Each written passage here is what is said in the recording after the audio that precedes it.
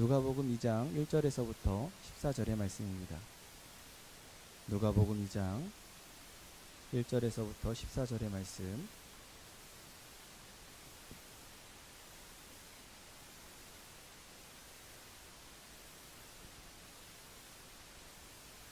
교독하시고 마지막 절 함께 봉독하도록 하겠습니다. 그때에 가이사 아구스도가 영을 내려 천하로 다 호적하라 하였으니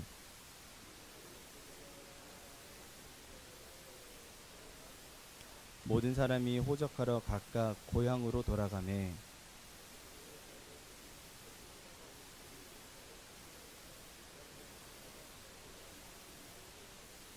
그 약혼한 마리아와 함께 호적하러 올라가니 마리아가 이미 잉태하였더라.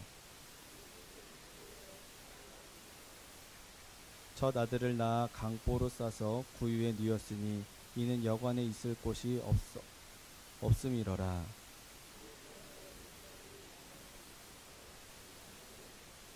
주의 사자가 곁에 서고 주의 영광이 그들을 두루 비침에 크게 무서워하는지라.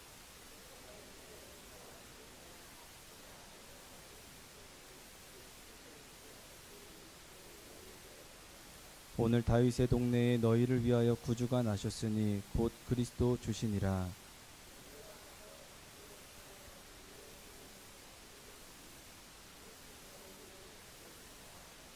호련히 수많은 천군이 그 천사들과 함께 하나님을 찬송하여 이르되 지극히 높은 곳에서는 하나님께 영광이요 땅에서는 하나님이 기뻐하신 사람들 중에 평화로다 하니라. 아멘. 할렐루야. 네, 하나님의 그 놀랍고 크신 은혜가, 이 성탄의 큰 기쁨이 오늘 이 자리에 오신 모든 여러분들에게 찬양처럼 충만하게 임하시기를 다시 한 번 더 축복합니다. 아멘. 2000년 전에 베들레헴에서 들판에서 양떼를 치던 목자들에게 그 천사들이 나타났어요. 그 한밤중에 주님의 영광이 드러난 겁니다. 성경에서는 이 세번역 성경에서는 광채가 났다라고 했어요. 그러니까 아마 목자들이 갑자기 한밤중에 큰 빛을 본 것이죠.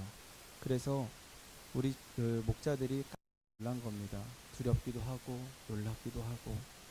그런데 그때 천사들이 그 목자들에게 얘기를 하는 거예요. 두려워하지 말아라. 지금 온 백성에게 미칠 큰 기쁨의 좋은 소식을 내가 가지고 왔다. 이렇게 말씀하시면서 예수님의 탄생을 이제 소식을 알려주시는 거예요. 그런데 여러분, 만약 오늘 이 메시지가 정말 이 큰 기쁨의 가장 좋은 소식이 여러분들에게도 또한 믿어지신다면 그것은 여러분들이 이미 큰 축복을 받고 있다는 증거입니다. 여러분들 삶 가운데 지금 예수 그리스도께서 여러분들 삶 가운데 다 증거하고 계시는 거예요. 이 말씀이 믿어진다라는 것이 정말로 큰 축복입니다. 11절을 보시게 되면 오늘 다윗의 동네에 너희를 위하여 구주가 나셨으니 곧 그리스도 주시니라. 아멘. 여러분들을 축복하기를 우리 예수님이 그리스도이십니다. 오늘 우리 주님이 오늘 오신 거예요. 이것이 믿어지시고 또한 이것을 통하여서 우리의 삶이 또한 변화받기를 간절히 축복합니다. 오늘 이 시간에도 천사들의 큰 기쁨의 소식이 오늘 우리들에게도 동일하게 지금 전해졌어요. 그리고 우리가 이 성탄절을 맞이하여서 이제 많은 것들을 우리가 준비하지 않았습니까? 또 성탄절 하면은 구제가 생각나기도 하고 또 행사가 일어나기도 하고 지금 수많은 교회에서 우리나라뿐만이 아니라 전국 각각 모든 곳에서 아마 이 성탄절을 준비하고 있을 거예요. 그런데 우리가 성탄절 이 행사를 어찌 보면 준비를 하면서 어떤 분들은 굉장한 큰 기쁨과 감사로 이것을 준비하는 사람들이 있어요. 그런데 어떤 사람들은 이것이 하나의 의무감이나 아니면 부담감으로 다가오는 경우들이 있죠. 근데 왜 이런 것들이 차이가 날까?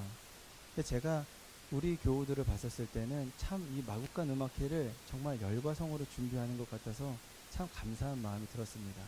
좀 이따가도 다 우리가 확인할 수 있겠지만 얼마나 그 기쁨의 축제가 될지 저는 참 기대가 돼요. 근데 정말로 이것이 왜 누군가에게는 이렇게 기쁨이 되고 또 누군가에게는 그냥 부담만 되는가? 그 차이는 어디서 오냐면은 주님과의 관계성에서부터 차이가 나기 시작하는 거예요. 주님과의 관계가 깊어지면 이 성탄절의 모든 예배와 예식이 기쁨으로 다가오는 것이고, 예수님과 하나님과의 관계가 좀 소홀했다, 내가 주일에만 예배를 좀 드렸다, 주중에는 좀 죄송한 표현이지만 나 몰라라 하고 나를 위해서 살았다, 그러면은 이것이 의무감이나 좀 부담감으로 다가올 수 있는 것이죠. 구약과 신약의 모든 성경은 다 한 분을 가리키고 있어요. 누구냐면은 바로 예수 그리스도입니다. 그래서 성경을 읽으면 우리가 예수 그리스도를 묵상하게 되고, 예수 그리스도를 다 경험하게 되고, 예수 그리스도의 마음이 우리가 깨달아져요.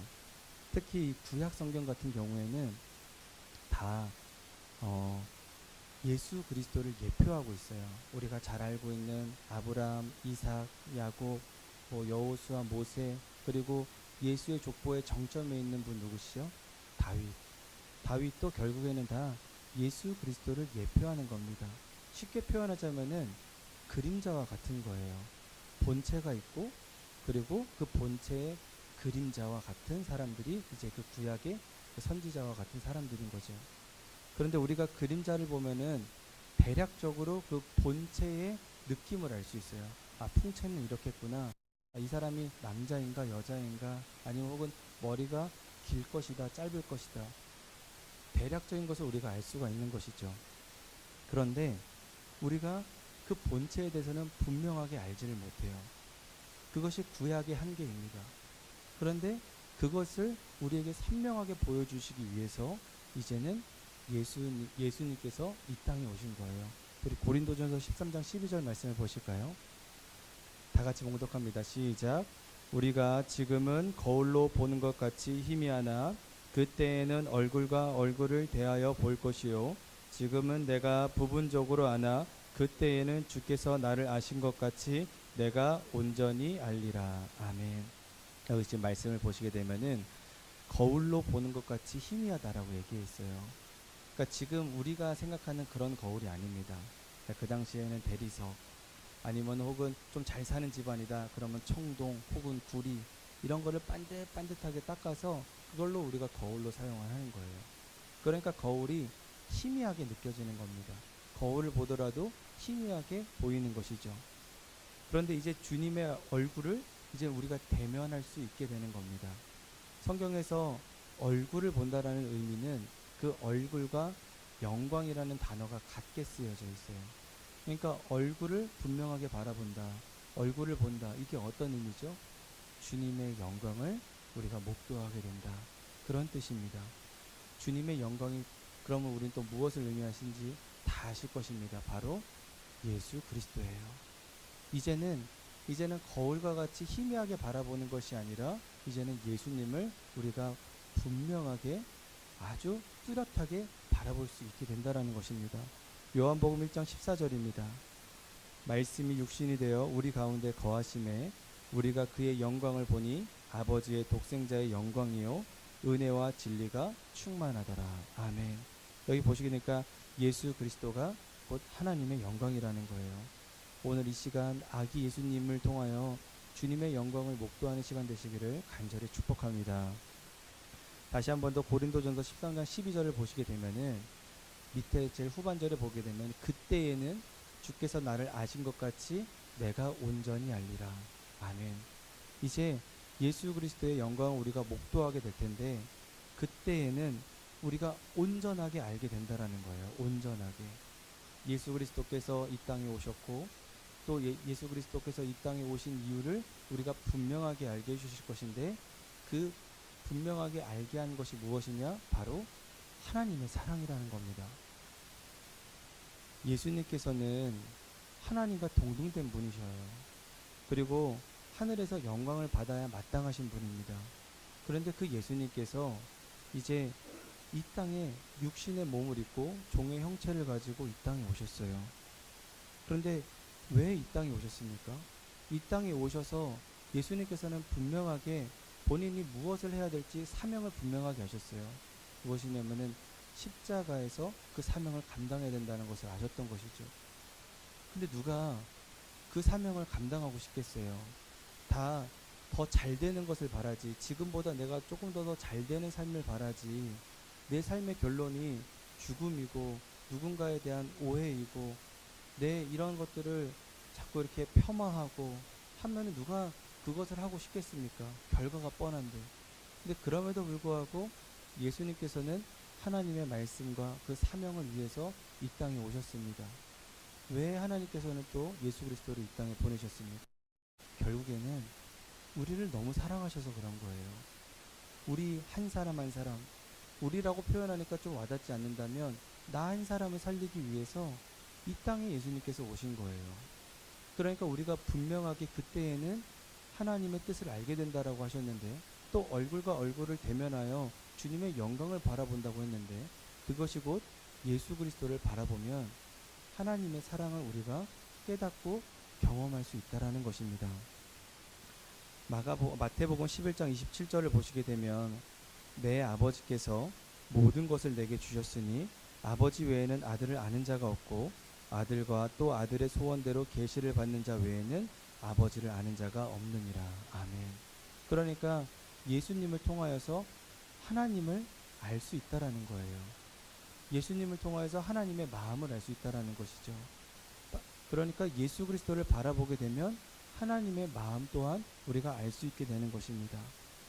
이 지금 마태복음 11장 21절에 27절의 말씀을 보시게 되면 우리가 하나님을 알 수 있다라고 했잖아요. 예수님을 보면 하나님을 알 수 있고 하나님의 마음은 예수님을 통해 알 수 있다라고 되어 있는데, 그 다음 절을 보시게 되면은 우리가 분명하게 더 알 수 있어요. 28절 한번 보실까요? 수고하고 무거운 짐진 자들아 다 내게로 오라. 내가 너희를 쉬게 하리라. 나는 마음이 온유하고 겸손하니 나의 멍에를 메고 내게 배우라. 그래야하면 너희 마음이 쉼을 얻으리니 이는 내 멍에는 쉽고 내 짐은 가벼움이라 하시니라. 아멘. 우리가 이 말씀 구절을 너무나도 잘 알잖아요. 그래서 우리가 조금이라도 괴롭고 힘들 때는 이 말씀으로 많이 위로를 받습니다. 근데 그냥 단순히 내가 힘들고 외롭고 괴로울 때 이 말씀을 통해서 우리가 깨닫는 것도 너무나도 중요하지만, 이 말씀이 왜 우리에게 주어졌냐 이거예요. 그것은 하나님이 우리를 사랑하시기 때문에 이 말씀을 우리에게 허락하신 것입니다. 그렇기 때문에 이 세상을 살아가면서 우리가 괴롭고 힘들고 또 거칠은 풍파 가운데 있다 할지라도 하나님이 나를 사랑하신다라는 그 정체성이 분명하면, 내가 하나님께 받은 그 사랑받는 자녀라는 정체성이 분명하면, 그러면 이 땅에서 살아가는 것이 그렇게 어려운 것이 아니에요. 요새 새벽에 시편 23편의 말씀을 가지고 묵상을 하고 있습니다. 여러분 시편 23편의 1절의 말씀 다 아시죠? 여호와는 나의 목자시니 내게 부족함이 없으리로다. 아멘. 다윗이 왜 그런 고백을 하죠? 여러분 다윗이 너무나도 행복하고 너무나도 기뻐서 그런 고백을 한 것처럼 보이지만, 2절에는 푸른 초장과 푸른 풀밭으로 나를 시냇가로 인도하시는도다. 2절에는 그렇게 나와 있어요. 근데 3절과 4절에는 뭐라고 나와 있냐면은, 사망의 음침한 골짜기로 다닐지라도 내가 해를 두려워하지 않는 것을. 그 얘기는 뭐냐면 지금 다윗의 상황이 푸른 초장이 아니라 사망의 음침한 골짜기를 지금 다니고 있다라는 뜻입니다.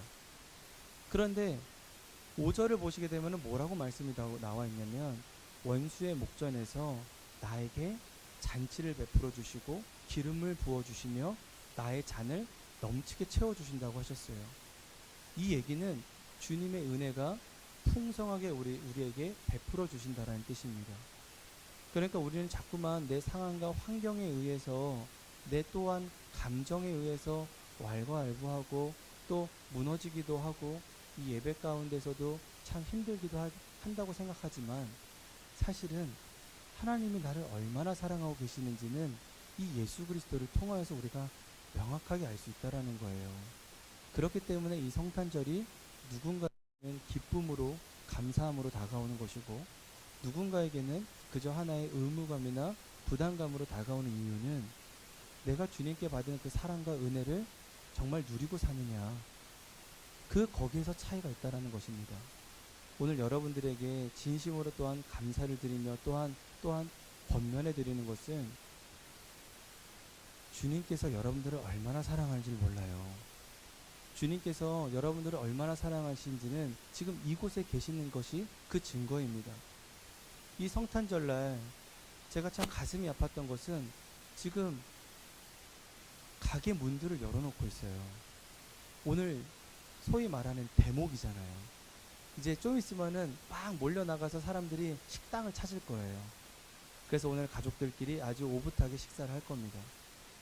그럼 식당은 다 문을 열고 손님들을 맞이하겠죠. 근데 우리는 왜 여기 있죠? 안 바쁜가요? 우리 안 졸립나요?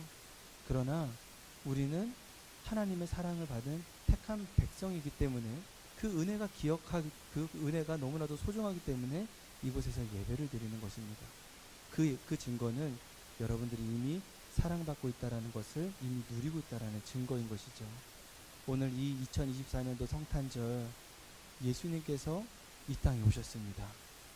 그 얘기는 우리를 너무나도 사랑하시기 때문에 이 땅에 오신 거예요. 그렇다는 것은 우리가 이제는 그 은혜와 사랑을 누리며 살아가기만 하면 됩니다. 이제 남은 2024년도 이제 한 주 정도 남았어요. 남은 한 주 동안 더욱더 주님의 사랑을 기억하면서 주님의 은혜를 기억하면서 또한 남은 이 마국간 음악회를 기대하는 마음과 기뻐하는 마음으로 또한 주님의 은혜를 사모하며 살아가기를 다시 한번 더 축원합니다. 아멘. 우리 말씀을 기억하면서 기도하도록 하겠습니다. 사랑의 하나님 아버지, 오늘 이 귀한 성탄의 아침 우리를 이 자리에 불러주셔서 감사합니다. 하나님, 예수님이 말구에 나셨을 때 세상은 그것을 알지 못했습니다. 그러나 우리는 이제 분명하게 압니다.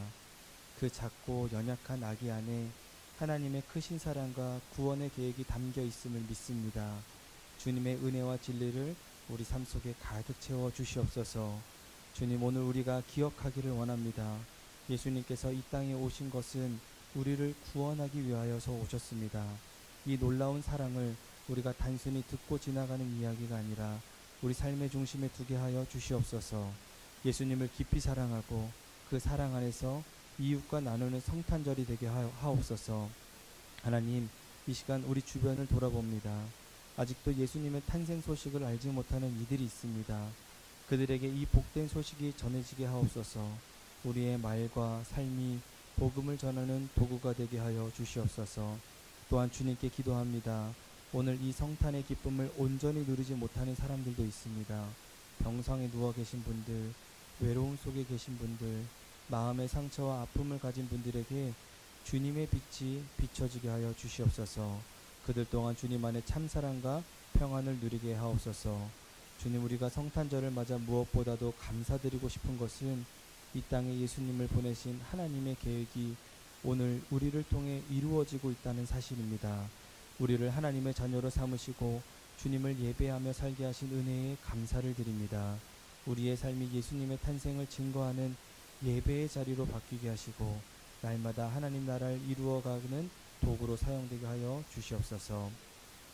이제는 우리를 구원하시기 위해 이 땅에 오신 우리 주 예수 그리스도의 크신 은혜와 독생자를 보낸 하나님의 무한하신 사랑과 우리와 함께 하시는 성령님의 교통하심이 예수 그리스도의 탄생을 기뻐하며 찬양하는 모든 성도들 위해, 그들의 가정과 삶의 자리 위에, 그리고 이 땅과 온 열방 위에 영원토록 함께 하시기를 간절히 축원하옵나이다.